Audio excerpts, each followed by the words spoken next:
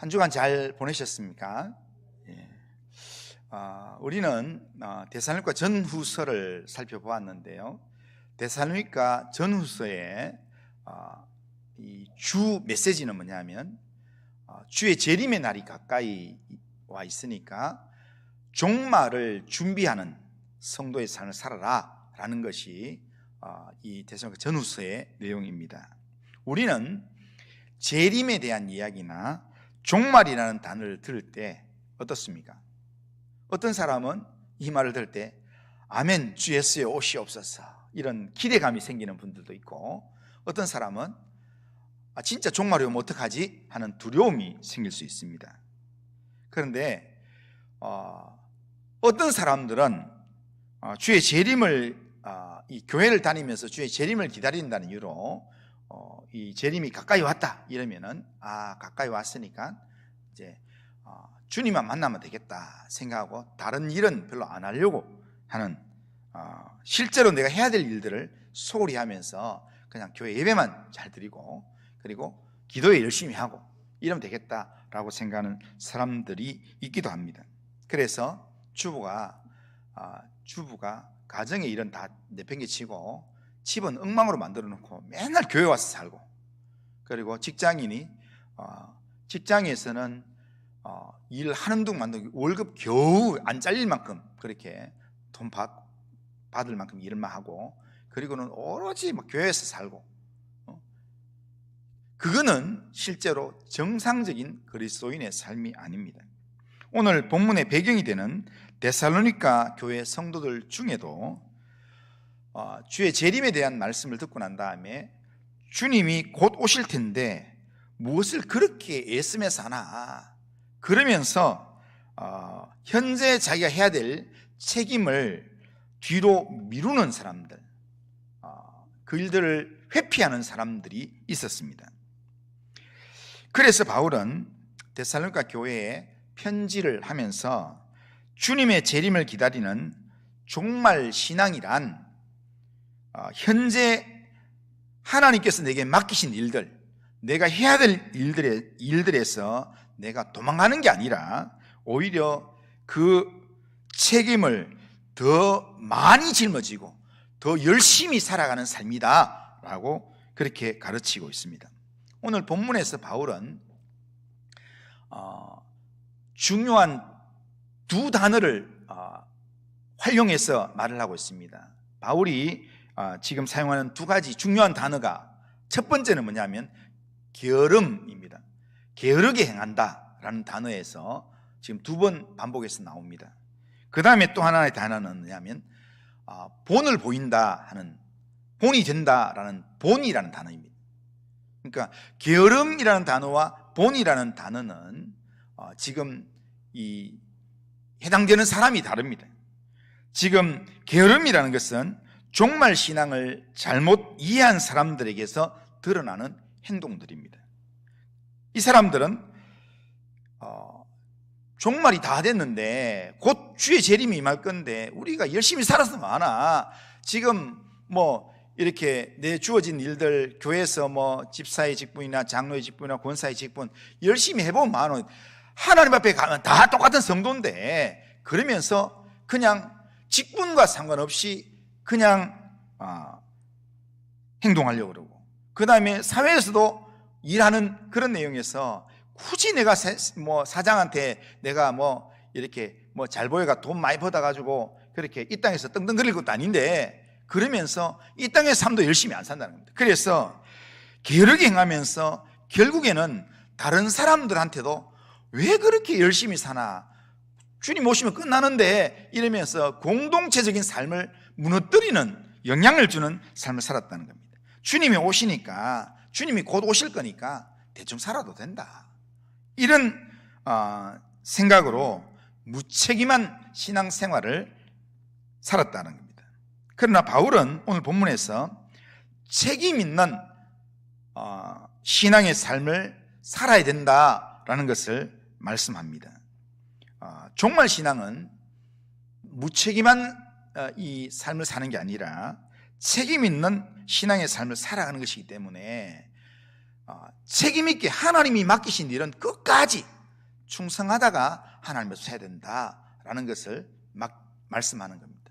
성경에 자세히 보면 마태복음에도 보면 예수님께서 종말에 대한 이야기할 때 마지막 때에 주님의 재림이 임하여서 종말이 임하여서 데려감을 당할 때 다들 어디 있는가 하면요, 다들 열심히 일하다가 데려감을 당한다는 겁니다. 밭에서 일을 하다가, 그리고 하나님 앞에 예배를 드리다가, 또 가정을 돌아보다가, 그냥 놀고 있으면서 있다가 데려감을 당하는 사람은 없어요. 성경에서는 게으름은 뭐냐면 악하고 게으른 종아, 게으름은 성경에서는 악한 겁니다. 충성되게 행하지 않는 걸 게으름이라 그러고, 그걸 악하다고 성경은 이야기합니다. 그렇기 때문에 바울은 이런 책임 있는 신앙의 삶을 살아야 된다 이야기하면서, 그걸 제대로 가르치기 위해서 바울은 직접 일을 하면서 그렇게 본을 보이는 삶을 그렇게 살았습니다. 주님의 재림을 기다리면서 종말 신앙으로 살아가는 우리는 책임 있는 성실한 삶을 우리가 주님 오시는 날까지 살아가야 합니다. 열심히 살다가, 그러다가 하나님이 나를 부르시는 날, 그때 일하다가 아멘 주 예수여 오시옵소서, 그렇게 하나님 앞에 서야 된다는 겁니다. 그렇다면 주의 재림을 기다리는 성도가 살아야 될 종말 신앙은 어떤 삶인가, 몇 가지를 보면, 오늘 본문을 통해서 몇 가지를 보면, 첫 번째는요, 종말 신앙은 게으름을 버리고 성실하게 일하는 삶이라는 겁니다. 오늘 본문 6절을 보면, 6절 같이 한번 읽어보겠습니다. 자, 시작. 형제들아, 우리 주 예수 그리스도의 이름으로 너희를 명하노니 게으르게 행하고 우리에게서 받은 전통대로 행하지 아니하는 모든 형제에게서 떠나라. 그러니까 여기 보면 게으르게 행하는 자들 경계하면서 그들과 같이 있으면 안 된다, 떠나라, 이렇게 얘기합니다. 그러니까 그거는 이제 게으르게 지내는 사람들은 하나님의 이 징계를 받아야 되는 사람이기 때문에 그들과 같이 있으면 같이 어려움을 당할 수 있다, 그렇게 얘기합니다. 그리고 11절에도 또 게으르게 행한다는 말을 합니다. 11절에도 보면, 자, 우리가 들은즉 너희 가운데 게으르게 행하여 도무지 일하지 아니하고 일 만들기만 하는 자들이 있다 하니, 이렇게 합니다. 그러니까 게으르게 행하면서 일을 만든다는 것은 무슨, 여기 일은 뭐냐면 다른 사람들한테 문제를 만든다는 겁니다. 일 안 해도 된다, 괜히 그렇게 일 열심히 해서, 그러니까 하려고 하는 사람들을 못하게 하는, 그게 예수님 당시에 바리새인들이 하는 모습입니다. 자기도 하나님 말씀대로 순종 안 하고 하나님 말씀대로 살려고 하는 사람들도 못 가게 막는, 그게 문제를 만드는 사람입니다. 여기서 게으르게 행하는 자들이란 단순히 일 안 하는 사람, 이런 정도가 아니라 헬라어에서 이 게으르다, 아탁토스라는 이 단어는 어디 쓰는 단어냐면요, 군대의 대열을 이탈하다 할 때 이게 게으르다는 뜻입니다. 군대에서는 이제 병사들이 훈련을 하잖아요. 훈련을 하는데 훈련이 힘들다고, 아유 나는 못하겠다 해가지고 이탈하는, 그게 게으른 모습이라는 겁니다. 군대에서 이탈하면, 그러니까 훈련을 안 받으면, 훈련을 게으르게 안 받게 되면 결국에 전쟁에 나와서 자기 목숨을 보호할 수 없습니다. 그리고 우리 이 적군과 아군과 싸워서 우리 적을 보호할 수가 없습니다. 나도 보호 못하지만 다른 사람도 보호 못한다는 겁니다. 그런 측면에서 이 게으르다는 이 뜻이 공동체의 질서를 깨트리고 자기 멋대로 살아가는 아주 무책임한 태도를 게으르게 행한다라고 이야기합니다. 종말 신앙을 잘못 이해한 사람들은 주님의 오실 날이 가까우니까 이제 땀 흘려 일할 필요가 없다, 그냥 주의 오시기만 하면 그냥 끝, 이렇게 되기 때문에 금방 자 끝난다, 이렇게 합니다. 그러나 바울은 이런 사람들에게 단호하게 이야기합니다. 10절 보면, 10절 같이 한번 읽어보겠습니다. 시작. 우리가 너희와 함께 있을 때에도 너희에게 명하기를 누구든지 일하기 싫어하거든 먹지도 말게 하라 하였더니. 아멘. 여기서 바울이 그 데살로니가 교회에서 가르칠 때도 이 말 했다는 겁니다. 내가 그때 이 말 했는데 일하기 싫어하는 사람들 먹지도 마라, 내가 이 말 했다, 기억나나? 이렇게 얘기하는 겁니다. 여기서 바울이 강조하는 것은 그러니까 경제활동을 위한 일을 해라 이런 의미가 아니라 여기서 일한다는 것은 뭐냐면 하나님께서 맡기신 일을 감당하는 겁니다. 하나님께서는 우리 인생을 창조할 때부터 일하는 인생으로 만들어놨습니다. 하나님께서 우리 인생을 만들 때 에덴 동산에서 하나님께서 아담을 창조하시고 난 다음에 제일 먼저 하나님께서 아담을 부르고 난 다음에 창조하고 난 다음에 딱 주신 말씀이 일하라고 말씀하셨습니다.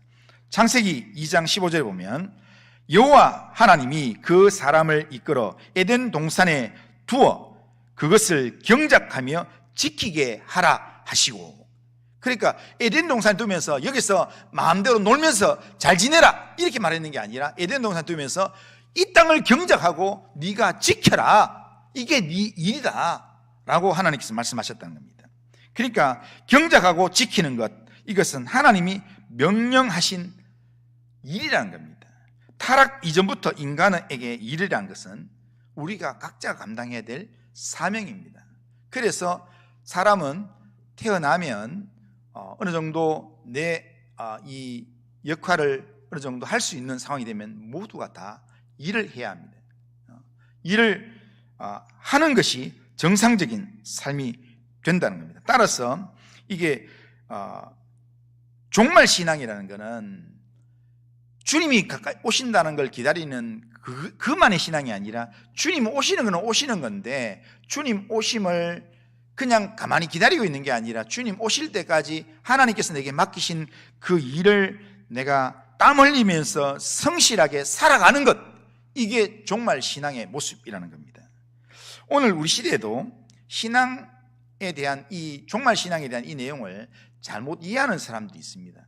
앞서 서두에서 말씀드린 것처럼 예수만 믿으면 된다라고 그렇게 말하면서 기도만 하면 된다라고 이야기하면서 신앙생활하는 사람들이 있습니다. 그래서 이렇게 예수 믿고 막 기쁨이 있고 이러면은 막 집에 살림은 막 엉망이 되고 거기에 막 가족들 밥도 안 챙겨주고 빨래도 안 하고 설거지도 안 하고 막 이렇게 막 싱크대 위에 막 밥그릇이 막 확 쌓여 있고 뭐 집은 엉망인데도 불구하고 오로지 막 그냥 교회만 와가지고 기도하고 찬송하고 예배드리고 그러면서 지는 그 모습으로 누가 뭔 이야기하면 하나님이 다 하신다, 하나님이 이걸 좋아한다 라고 이야기합니다.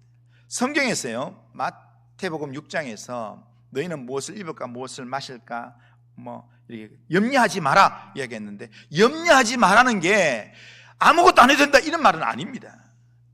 염려하지 말라는 게 아무것도 하지 말라는 게 아니라 너희는 먼저 그의 나라와 그의 의를 구하라, 일하라고 이야기합니다. 하나님께서 맡기신 일을 하면 하나님께서 나머지 일들은 다 하나님께서 채워주신다, 그런 의미의 말이지, 염려하지 않는다는 것은 아무것도 안 한다, 안 해도 가만히 있어도 하나님이 저절로 그냥 기도만 하면 갑자기 막 하늘에서 막 양식이 떨어지고 그리고 문제가 해결되고 그런 건 아니라는 겁니다. 하나님께서 오늘 우리에게 건강을 주시고 하나님께서 우리에게 시간을 주시고 상황을 주신 것은 염려하지 않고 하나님을 신뢰하기 때문에 염려하지 않고 하나님을 의지하기 때문에 하나님을 믿는 믿음으로 내게 주어진 상황들을 내가 도전하는 겁니다. 믿음으로 감당하는 겁니다. 내 앞에 홍해가 있으면 하나님께서 믿음으로 발을 내딛으라면 발을 내딛으면서 나가는 겁니다. 하나님 앞에서 하나님이 하라고 하는 일들을 감당하면서 나갈 때 거기에 하나님의 역사가 나타나고 거기에 하나님이 함께하는 믿음의 그런 이 신앙이 따라오게 된다는 겁니다. 그래서 신앙생활을 하면서 아무것도 안 하면서 이렇게 교회 안에서만 그냥 이 종교심만 가지려고 한다는 것, 이거는 성경적인 신앙이 아닙니다. 그래서 로마서 12장 11절에 보면 이렇게 말합니다. 부지런하여 게으르지 말고 열심을 품고 주를 섬기라, 그렇게 합니다. 여기에 부지런하여 게으르지 말라고 이야기합니다. 주님은 우리가 부지런해서 열심을 품고 주님을 섬기는 일을 하면서, 이게 주를 섬긴다면 주님만 섬긴다, 교회 일만 한다 이런 게 아니라 모든 일을 할 때 성경은 죽게 하듯 해라 라고 성경은 이야기하고 있습니다. 주님은 우리가 부지런히 주님을 섬기면서 또한 우리에게 주어진 여러 일들을 감당하는 책임 있는 삶을 살 것을 우리에게 요구하고 있습니다. 그러기에 우리가 우리의 보냄을 받은 삶의 자리에서 하나님이 내게 맡기신 일이 뭘까를 생각한다면 그 일을 열심히 감당해야 합니다. 그러니까 우리가 우리 의사 장로님인데, 의사 장로님은 하나님이 거기에 병원에 보내셨다면 하나님이 맡기신 그 일에 환자가 오면 하나님이 맡기신 환자다 생각하고 주를 섬기는 마음으로 그 일들을 감당해야 된다. 학생은 그럼 어떻게 되겠습니까? 학생은 하나님이 학교에 보냈다면, 그러면 하나님이 보내신 그 학교에서 책상 앞에 앉아가지고 하나님을 의지하는 믿음으로 열심히 책과 씨름하면서 공부해야 되는 겁니다. 그리고 가정에서는 부모가 자녀를 돌아보고, 가정을 돌아보고, 가정을 건강하게 세우려고 기도도 하고 몸부림치고 그렇게 애를 써야 되고요. 직장인은 직장에서 충실하게 일하는, 그렇게 살아가는 삶이 정말 신앙이라는 겁니다. 주님의 재림을 기다리는 성도는 현실에 책임 있는 삶에서 도망치는 사람이 아니라 오히려 그 일을 주님을 의지함으로 더 열심히 감당하는 사람, 그게 정말 신앙의 사람이라는 겁니다. 삶이 우리를 힘들게 할 수도 있습니다. 우리를 피곤하게 할 수도 있습니다. 그러나 쉬는 거는요, 지난주에도 말씀드렸지만 쉬는 거는요, 우리가 천국 가면 영원히 쉴 수 있습니다. 영원한 안식의 쉼을 누릴 수 있습니다. 그러니까 이 땅에서요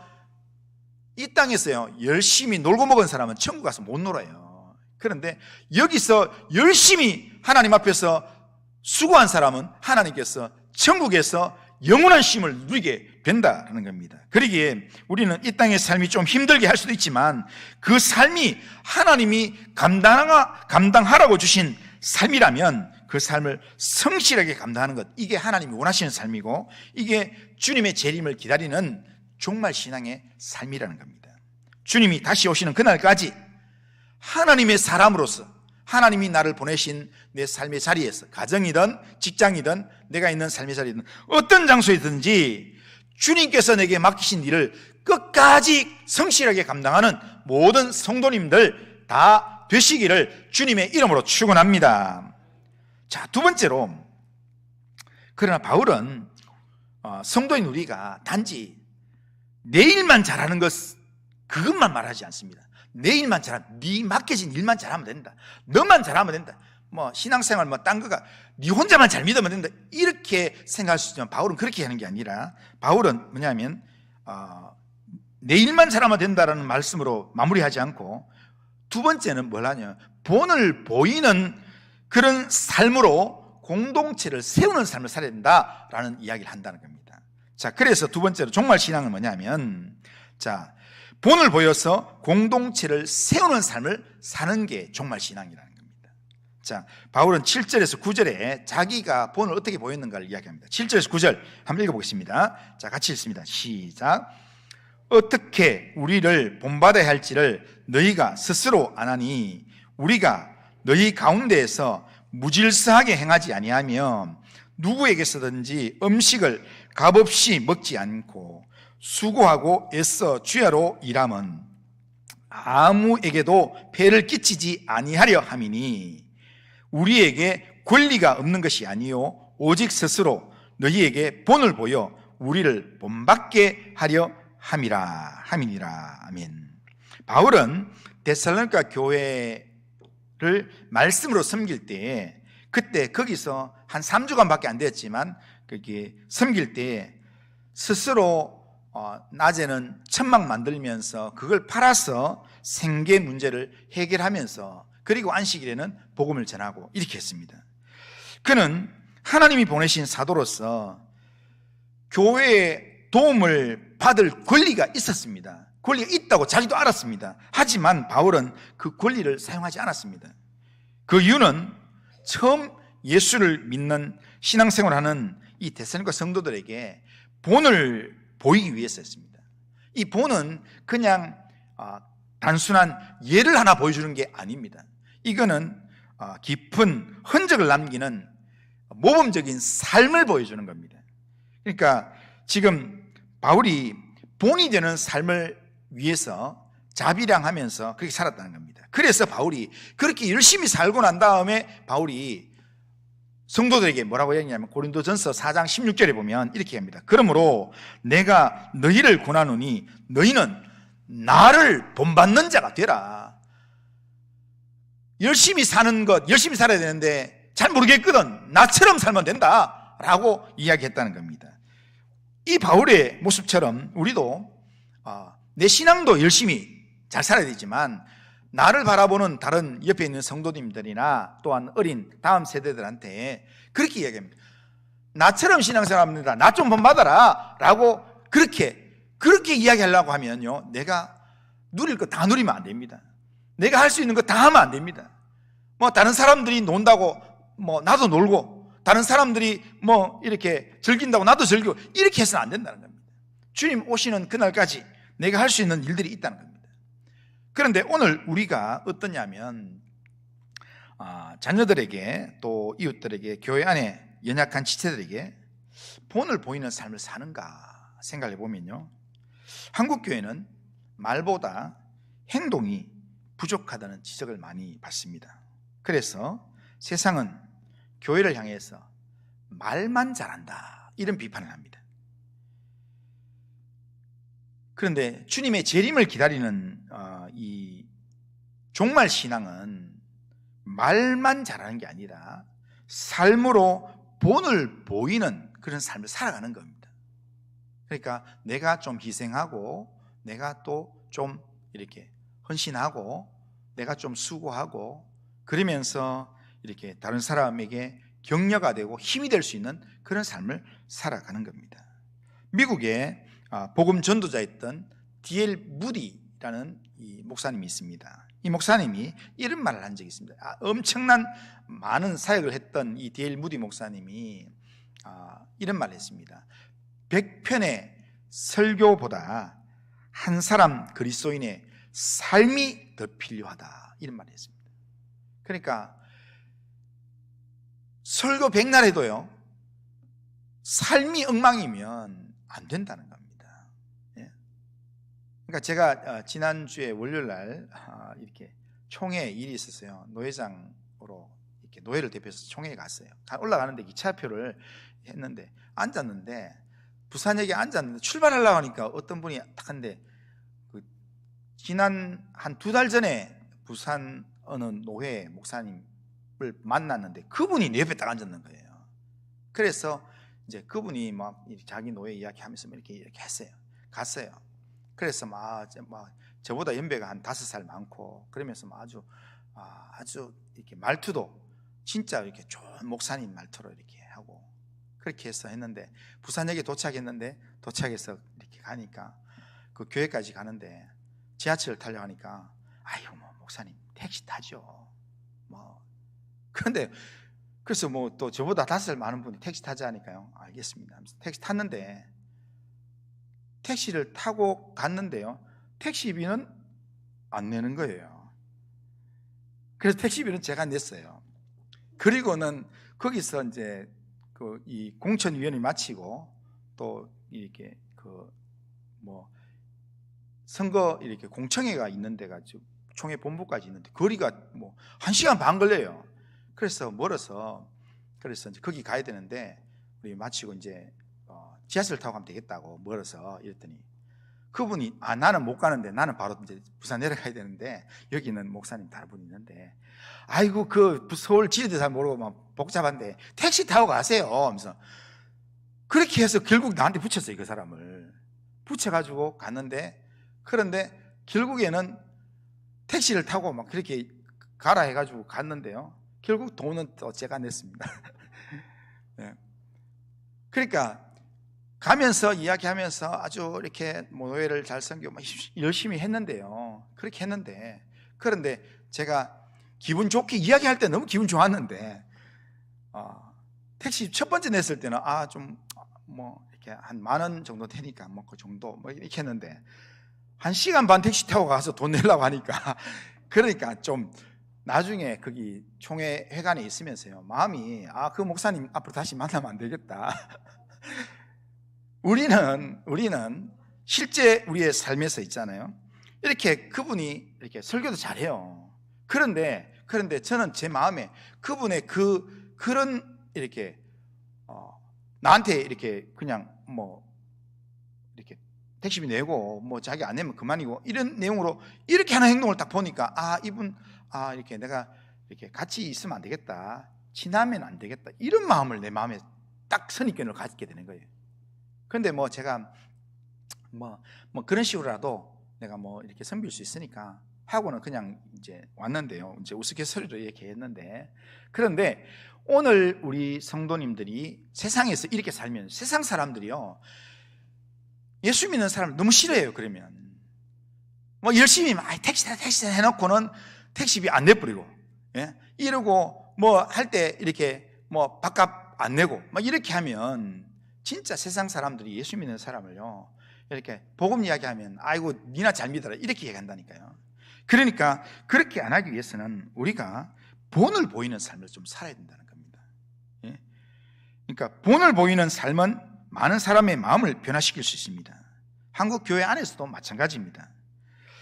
우리 새벽마다 이렇게 기도하러 가고 또 시간 날 때마다 기도하는 모습을 자녀들한테 보여주면 자녀들이 기도하는 부모님, 예배드리는 부모님의 모습을 보면서 자녀들이 자연스럽게 기도하게 되고 신앙을 가지게 됩니다. 그리고 직장에서 맡겨진 일에서 말없이 힘쓰고 성실하게 힘쓰고 그리고 손으로 일하는 일에 수고를 하는 그런 삶을 열심히 살면, 그러면 그 모습을 본 동료들이 이 사람은 좀 다르다, 이런 말을 하게 된다는 겁니다. 바로 이런 본이 되는 삶이 복음을 드러내는, 복음을 증거하는 힘이 된다는 겁니다. 무디 목사님의 말처럼 한 사람의 삶이 100편의 설교보다 더 이렇게 영향력 있는 힘을 발휘한다는 것, 그걸 우리가 기억할 필요가 있습니다. 바울이 자신의 실제적인 삶을 본으로 제시한 것도 바로 이 때문일 것입니다. 새 1회 동안 3주 동안 계속 설교도 했지만 설교의 그 내용이 실제로 전달되게 하기 위해서 바울이 실제로 이 삶을, 자비량의 삶을 살았던 것 같습니다. 성도는 말보다는 성실한 행동으로, 그리고 가르침보다는 본으로 주님을 따르는 삶을 우리가 살아가야 합니다. 우리의 가정에서, 그리고 또한 우리의 직장에서, 우리가 있는 교회에서 다른 성도들 바라보면서 그리스도를 따르는 본을 보이는 삶을 살 때 우리 옆에 있는 다른 사람들이 우리를 통해서 하나님을 보게 되고 복음의 소식을 접하게 될 것입니다. 주님의 재림을 기다리는 성도로서 삶의 자리에서 나 혼자만 신앙생활 잘 하려고 내만 잘 살면 된다라는 것이 아니라 내가 속한 공동체 전체를 세우기 위해서, 내가 있는 공동체가 교회든지 아니면 가정이든지 아니면 직장이든지 내가 있는 자리에서 뭔가 이 모임을 건강하게 세우기 위해서 내가 본이 되는 삶을 살아야 되겠다라는 그런 결심을 가지고 하나님께서 나를 여기 보내셨다라는 그 사명감으로 본이 되는 삶을 살아가는 성도님들 다 되시기를 주님의 이름으로 축원합니다. 자, 마지막으로 하나만 더 말씀드리면, 우리의 신앙은 본을 보이는 신앙으로 살아야 되는데, 내 개인적인 신앙도 잘해야 되고 본을 보이는 신앙을 살아야 되는데, 본을 보이는 것만으로만 충분하지 않고요, 주의 재림을 기다리는 성도는 내가 속한 내가 있는 삶의 자리에서 다른 사람들, 연약한 사람들, 또 이렇게 게으르게 행하는 사람들, 그 사람들을 서로 권면해서 세우기 위해서 끝까지 책임을 다하는 삶을 살아가야 된다는 겁니다. 그래서 우리가 기억해야 될 종말신앙 세 번째는 뭐냐면 서로를 권면하면서 끝까지 책임을 다하는 삶을 살아가는 그 삶이 필요하다는 겁니다. 13절에서 바울은 데살로니가 교회 성도들에게 형제들아 너희는 선을 행하다가 낙심하지 마라 이런 말을 합니다. 그러니까 선을 행한다는 것은 이 앞에서 이야기로 보면 선을 안 행한 거는 뭐겠습니까? 게으르게 행하는 거, 그게 선을 악하게 행하는 거고, 그리고 선을 행한다는 것은 부지런히 열심히 사는 겁니다. 그런데 누가 낙심을 많이 하냐면요, 열심히 하는 사람이 낙심하는 겁니다. 열심히 일찍 와서 열심히 하고 나는 최선을 다하는데 나만 보면 괜찮은데 옆에 안 하는 사람 보면 마음이 낙심이 됩니다. 왜 나만 이렇게 해야 되나 이런 생각이 듭니다. 왜 나만 정직해야 되고, 왜 나만 이렇게 희생해야 되고, 왜 나만 이렇게 수고해야 되나, 이런 것 때문에 낙심이 되기도 합니다. 그때 주님께서 선을 행하면서 하나님의 말씀대로 사명을 이루기 위해서 선을 행하면서 본을 따르면서 그렇게 행하면서 그것 때문에 다른 사람 때문에 그렇게 행하지 않는 것 때문에 낙심하지 마라 라고 이야기하면서 자 14절에 이렇게 합니다. 게으른 사람들 향해서 내 옆에 나한테 영향을 주고 있는 그렇게 살 필요 없다, 뭐 그렇게 열심히 살려고 그러나, 이렇게 하는 사람에 대해서 14절에 뭐라고 하냐면 그 사람을 지목하여 사귀지 말고 그로 하여금 부끄럽게 해라. 그러니까 지목해서 그 사람을 너무 친하게 지내지 말아야 합니다. 너무 친하게 지내면 넘어진다는 거, 같이 넘어진다는 겁니다. 그렇게 경계선을 두라는 겁니다. 분명하게 선을 그으면서 이 경고를 주라는 겁니다. 그렇게 하면서 15절에 진짜 제일 중요한 이야기 합니다. 제일 중요한 이야기. 15절 같이 한번 읽어보겠습니다. 자, 시작. 그러나 원수같이 생각하지 말고 누구같이요? 형제같이 권면하라. 그러니까 지금 내 삶에 내한테 도움도 안 되고, 그리고 이렇게 나한테 맨날 지갑 열게 만들고 나 힘들게 한다 할지라도 그 사람을 원수같이 생각해서 이렇게 공격하고 싸우려고 하지 말고, 그래도 내가 형제같이 생각해서 그 사람을 이렇게 품어주는 삶을 살아라 라고 이야기합니다. 여기서 우리는 두 가지 균형을 봅니다. 하나는 뭐냐면요, 단호함. 뭐냐면 잘못된 태도에 대해서 단호함입니다. 잘못된 태도를 가지고 나한테 영향을 주는 사람에 대해서 방치를 하게 되면요, 내가 그 영향을 받게 되어 있습니다. 전혀 이렇게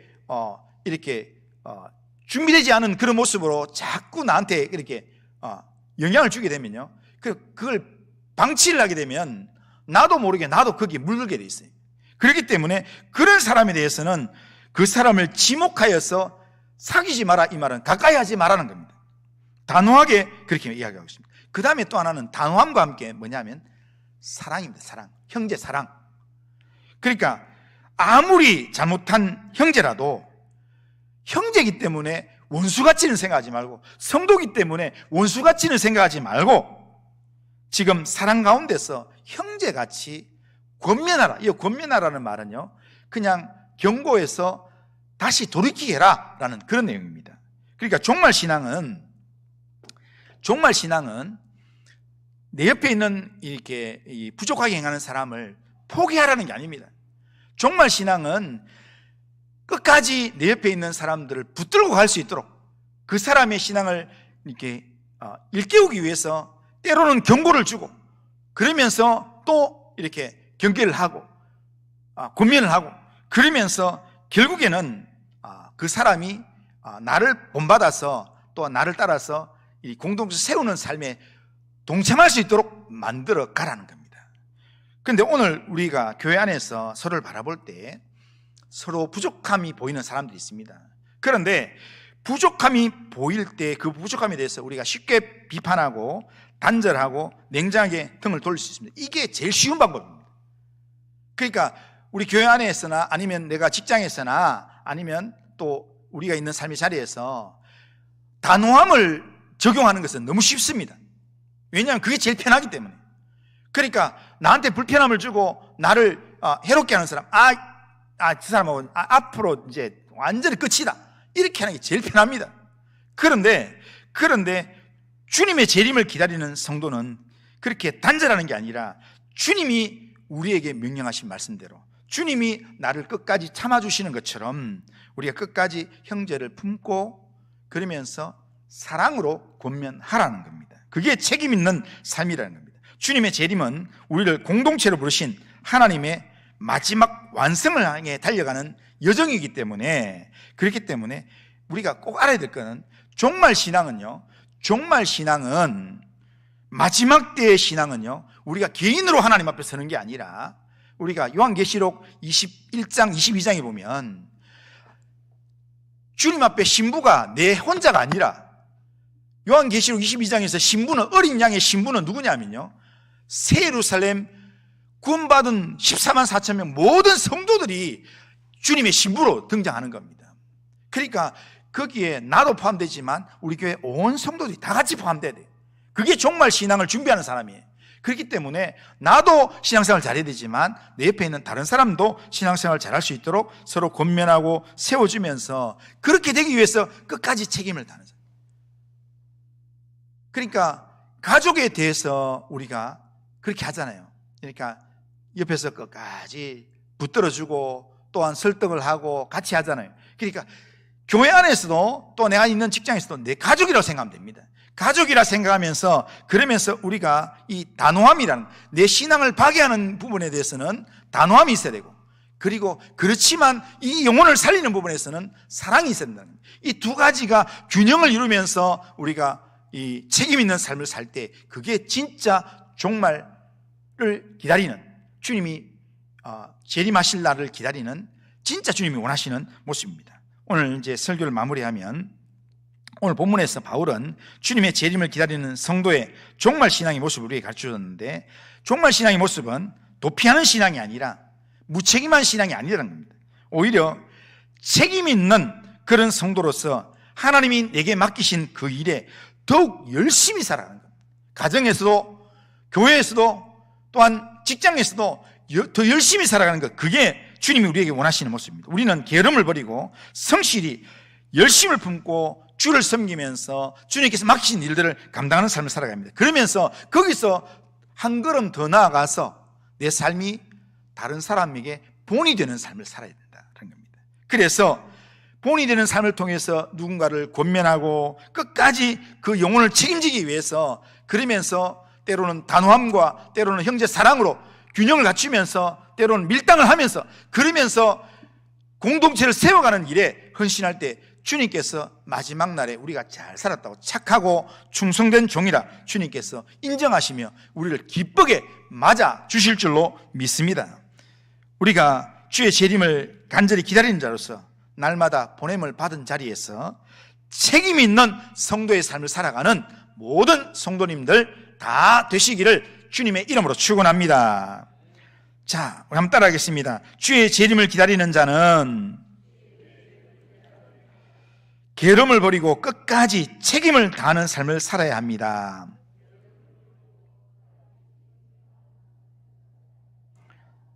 정말 게으름을 버리고 끝까지 책임을 다하는 그런 성도의 삶을 살기를 바랍니다. 자, 우리 다 같이 일어나셔서, 자, 찬송가 325장입니다. 325장.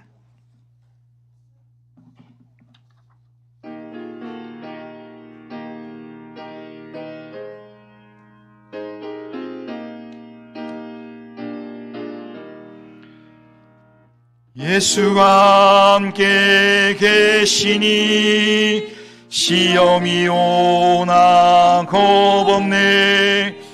기쁨의 근원 되시는 예수를 위해 삽시다.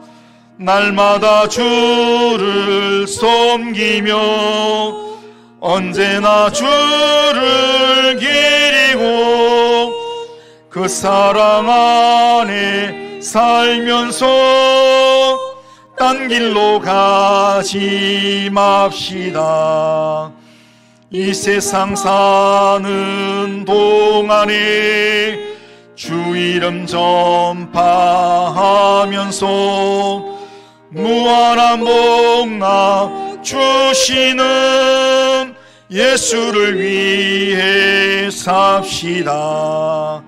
날마다 주를 섬기며 언제나 주를 기리고 그 사랑 안에 살면서 딴 길로 가지 마. 4절합니다. 주께서 심판하실 때 잘했다 칭찬하리니 이러한 상고 받도록 예수를 위해 삽시다. 날마다 주를 섬기며 언제나 주를 기리고 그 사랑 안에 살면서 딴 길로 가지 맙시다. 자, 우리 결심은 한번 외워보겠습니다. 외쳐보겠습니다. 같이 읽습니다. 시작. 전능하신 하나님, 주의 재림을 기다리는 자로서 현실의 삶에서 게으르지 않고 성실하게 행하는 종말 신앙의 삶을 살아가겠습니다. 내 삶이 내가 속한 공동체 안에서 신앙적 본이 되는 삶을 성실히 살아가겠습니다.